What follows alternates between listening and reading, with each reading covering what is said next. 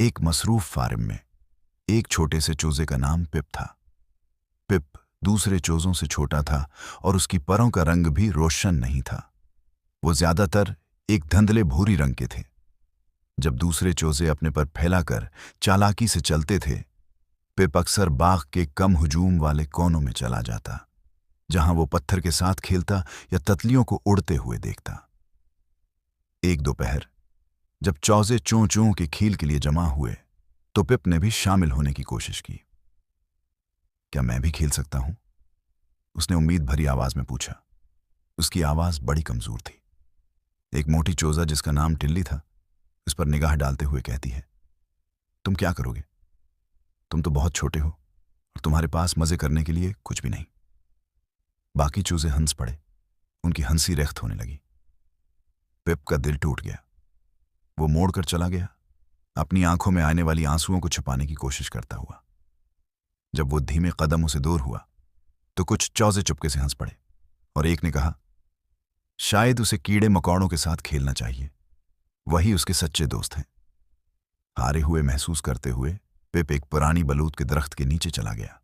वो वहां बैठा, सोचता रहा कि वो दूसरे चोजों की तरह क्यों नहीं बन सकता, बहादुर और जिंदगी से भरपूर। अचानक एक अक्लमंद मर्ग ने उसकी तरफ आकर पूछा, छोटे दोस्त, इतने उदास क्यों हो? वो मुझे अपने पास नहीं चाहते। पिप ने हल्की आवाज में कहा, मैं बहुत मुख्तलिफ हूं। मर्ग ने सोचते हुए सर हिलाया। मुख्तलिफ होना कमजोरी नहीं, बल्कि ताकत है। पिप, तुम बड़े या रोशन नहीं हो सकते, मगर तुम में अपनी खास खूबियां हैं। पिप ने ऊपर देखा, दिलचस्पी से पूछा, मेरे पास कौन सी खूबियां हो सकती हैं? आओ चलें, हम मिलकर जानेंगे। मर्ग ने हौसला अफजाई से मुस्कुराते हुए कहा, कल सुबह तुम मेरे साथ शामिल हो और मैं तुम्हें ये खूबियां बताऊंगा। अगली सुबह पिप सुबह सवेरे मर्ग के साथ मिला। दोनों ने मिलकर थोड़ी दूरी पर उड़ने की मशक की। पिप ने हैरत से देखा कि उसका छोटा साइज उसे झाड़ियों में से तेज रफ्तार गुजरते हुए जाने में मदद करता है, जहां बड़े चूजे नहीं जा सकते थे। दिन गुजरते गए और पिप ने अपनी महारत को बेहतर बनाया और दरियाफत किया कि उसे सब्जियों और नर्म कीड़ों को तलाश करने का एक अमदा तरीका है। जल्द ही दूसरे चूजे उसकी महारतों पर ध्यान देने लगे। तुम हमेशा बेहतरीन खाने कैसे ढूंढ लेते हो पिप? वो हैरत से पूछते रहे।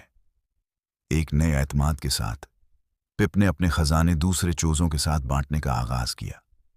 कुछ ही अरसे में दूसरे चूजे उसकी मदद के तलबगार बन गए, न कि उसे छेड़ने के लिए बल्कि उसकी मदद के लिए। आहिस्ता आहिस्ता पिप पूरी झोंपड़ी का अजीज रकन बन गया, न कि उसकी शक्ल के लिए बल्कि उसकी खास सलाहियतों और मेहरबान दिल के लिए। वही चूजे जो कभी उसे की तौहीन करते थे, अब उसकी वसाइल और इज्म की तारीफ करने लगे। आखिरकार पिप ने एक कीमती सबक सीखा। खुशी इस बात से नहीं आती कि आप किसके साथ मिलते हैं, बल्कि इस बात से आती है कि आप कौन हैं और आपकी खास खूबियां दुनिया के साथ बांटने की कितनी अहमियत है।